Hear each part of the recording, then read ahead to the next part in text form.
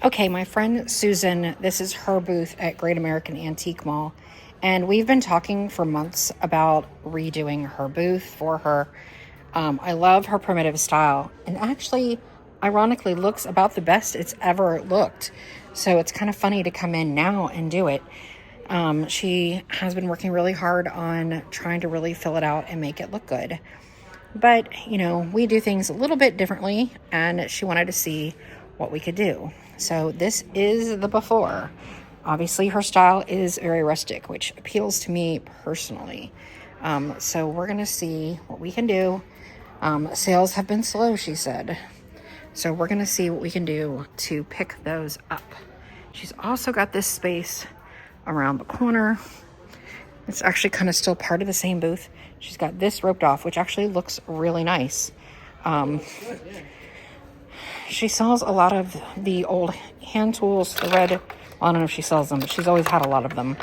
And so we're going to see what we can do to maybe lighten, brighten, and get stuff moving. And my favorite section of her booth is this part over here, which is a lot of old books. Because you know me, I'm in love with my old books. So we're going to see, again, what we can do. Most of the furniture is not for sale. So this piece does happen to be for sale, but most of the furniture is not for sale. So we do not want to make the furniture the star of the show. We want the merchandise in and around the furniture to be the star. I gave Sue the task of working in the area where you see that wooden door and you see her pulling items out. I asked her to do a few things, and so she is focused on first clearing out that space, and you can kind of see me fluffing around the booth doing other things, but that is her main job right now, is to focus on that corner.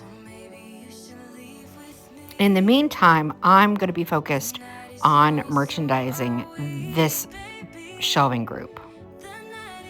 For me, one of the most important things in staging, whether it was staging homes or staging your booth, is we need to keep things flowing. Undulation is the movement up and down and forward and back, and that's what will keep your eye moving and keep interest in your booth.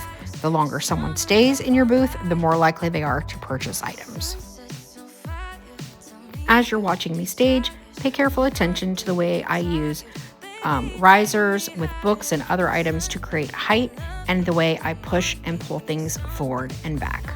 Pulling things together creates little groupings and vignettes, and pushing them apart will create some space, and that's important as well. And then you'll even see the books at a slight angle create just a little bit more of a focal point in that area, which keeps it from blocking the picture. It's important to me to have as much at eye level, or at least not on the floor. So that's why I have Sue working on hanging items on the wall, and we'll worry about the bottom space later. But we do need the focus to be up, not down. Consider how much you love bending over and stooping for things. Don't make them do that in your booth.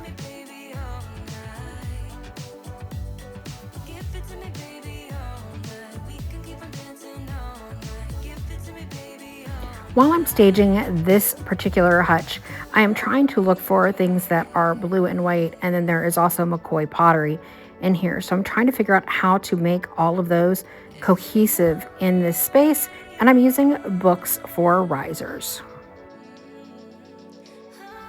While it's great to showcase a collection in the same cabinet, that way if people like those pieces, they can purchase more, having them all lined up together can sometimes be a bit much and needs to be broken up. So you'll see that I'm breaking up the McCoy, and then I'll also break up the blue and white canisters by adding, not so much taking away from those, but adding more to other parts of the cabinet. By carrying the white and the blue, as well as the brown McCoy, through high and low, forward and back, we carry on that undulation that I mentioned in the previous segment. And you'll see it carries your eye through the cabinet and keeps everything moving. I've started adding additional textures through the use of fabric, rolling up some linens that she had in the little back section here, as well as popping some greenery into the cabinet.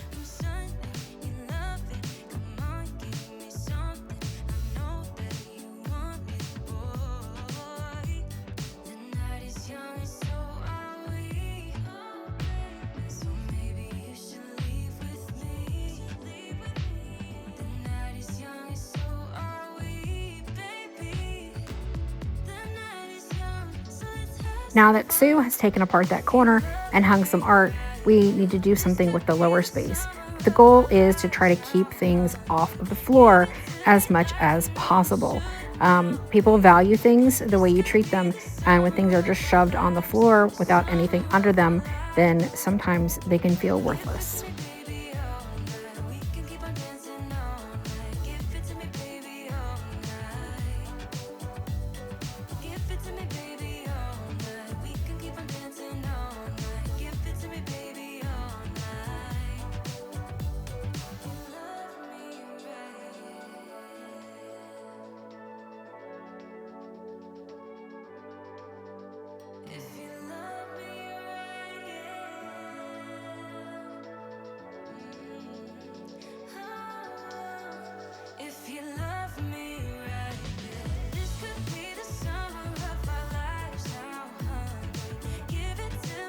Know that I've just kind of let the music do the talking as Sue and I are working. I don't think there's a lot to say specifically. This is really more about looking around and seeing how we're making changes. And I'll have some tips for you at the end of the video. But while we're working, I think just enjoy watching the process. I guess there's a lot of different ways I could break this down. But I think just showing you the way we work in real life is probably the best lesson that we could give you on this.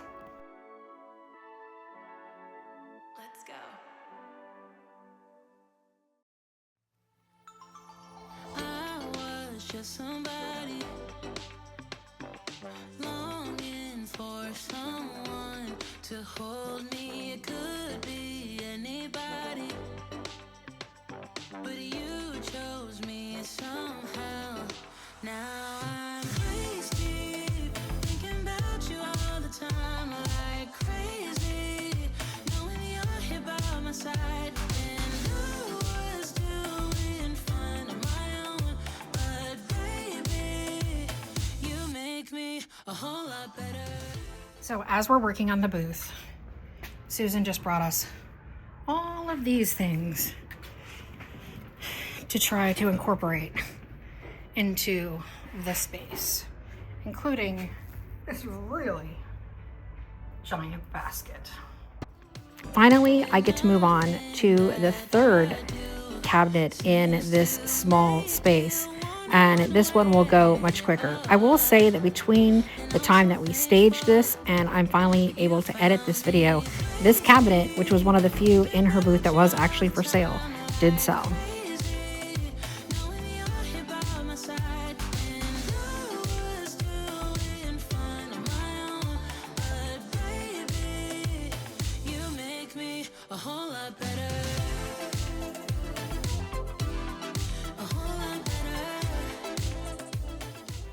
Texture is important in a booth. I'm going to show you a cute little trick that I pretty regularly do when I have a set of napkins that are matching. You typically need at least 5, any more than 8, and you need to make more than 1.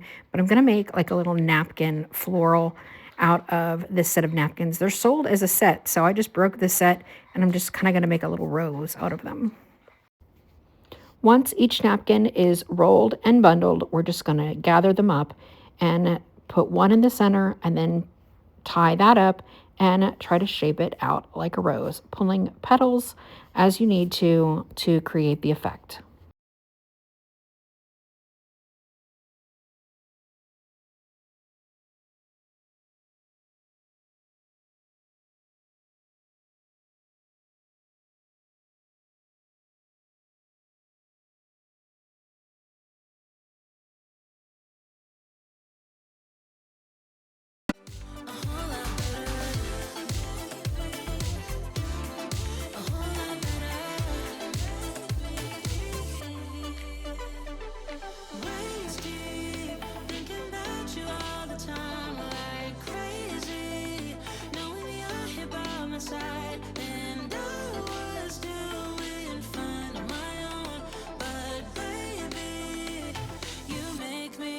I mentioned that Susan has a lot of old tools and a lot of vintage finds in her booth, and clearly her style is more primitive. And while a lot of people love these items and they're cool and they remind them of their childhood, their grandparents, whatever, if you don't give them some idea of how they can use them in their decor, they might think they're very cool, but they'll pass on buying them. When you can show them how they can actually style them in their own home, give them some way of working with them, then they are a lot more likely to pull the trigger, especially when these items are relatively cost effective. Heard the countdown through the haze in the face of defeat, yeah. I was ruled out with no bailout on my own, all alone, left to bleed out. But I rose. Before we take a look at how the booth finished out, I thought I'd bring us back to the beginning. This is the initial footage of when I came into the booth at the beginning of this video, so that you can see the differences that we made. And let me know if there's anything that you want to know that we didn't cover, and let us know if you think that the changes we made will be effective in her booth, or if there's something that you didn't like how we changed, let us know that too. I would really be curious to hear your feelings. Okay, now that you've seen the beginning, let's go ahead and jump to the ending. Quick reveal. Okay, we have finished. I think there might have been a little bit more we could possibly do, but we're running out of time, and this can only be a one-day project for us. Unlike Amanda's Mercantile, I do not have 5 days to dedicate to things. So let's just do a quick peek at what we've got going on here. Okay, I'll start here. This area here, we didn't change too much, but this area we actually did quite a lot. These are little rosebud napkins that I do, and they sell really well for me like that. So she brought in all of that extra stuff, and we managed to work it into the space. We really should have something in that basket. So again, we didn't do a lot here. We did try to make things so there were a lot fewer things on the floor to trip over, or where you couldn't reach other items. So I know that this is probably going to get closed all the time, so maybe I need to put something right here to try to keep that from happening.